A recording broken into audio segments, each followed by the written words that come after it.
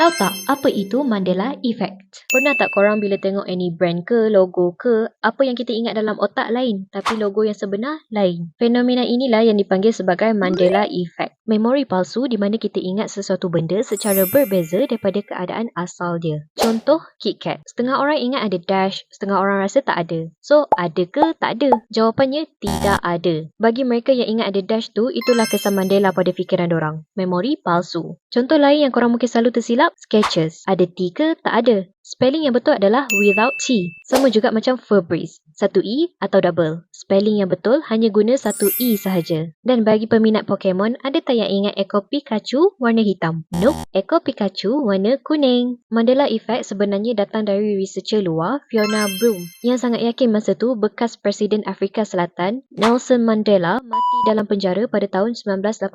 Dan orang lain pun ingat benda yang sama. Tapi sebenarnya Nelson Mandela dibebaskan tahun 1990 dan meninggal pada 2013. Jadi dari situlah nama Mandela Effect ni wujud. So korang pernah experience Mandela Effect ni? Boleh drop komen dekat bawah. Bye!